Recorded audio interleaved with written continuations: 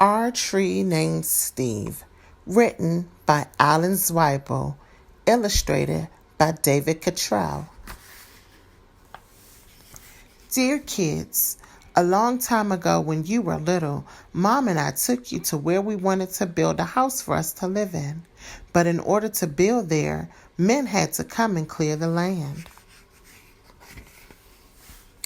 I remember there was one tree, however, that the three of you couldn't stop staring at it. Adam thought it was crying. Lindsay said it looked nervous. And Sari, who was only 2 years old, couldn't pronounce the word tree and called it Steve. I love you, Steve, she kept saying. And then Adam and Lindsay started saying it. And before too long, Mom and I got the hint and asked the builders to please save Steve. The day we moved in, Steve was there to greet us. He quickly worked his way into your lives as a swing holder, target, third base, hiding place, jump rope turner, and whenever our dryer broke down, he held our underwear with pride. Yes, right there in the center of our yard, this weird-looking tree grew to become the center of our outdoor life. Through all our barbecues, campouts, dance parties, or when Adam and Lindsay started getting crushes on the Simon kids next door, Steve adjusted to our every need. And it wasn't always easy, standing tall through snowstorms in the winter, or when Uncle Chester napped in the hammock couldn't possibly have been fun.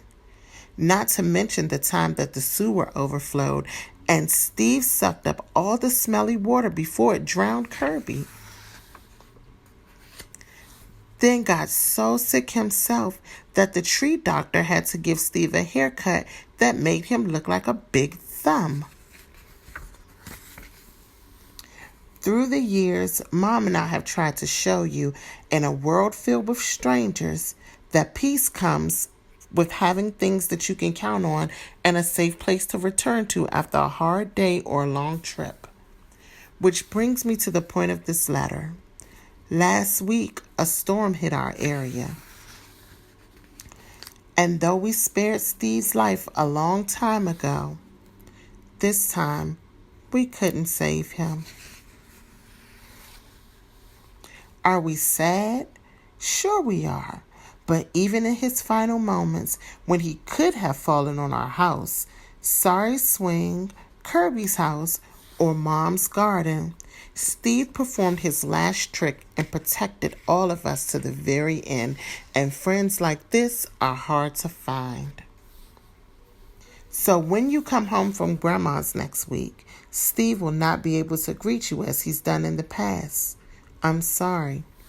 But please know that Steve will always be with us, in our hearts, in our thoughts, and in a different tree at the other end of our yard.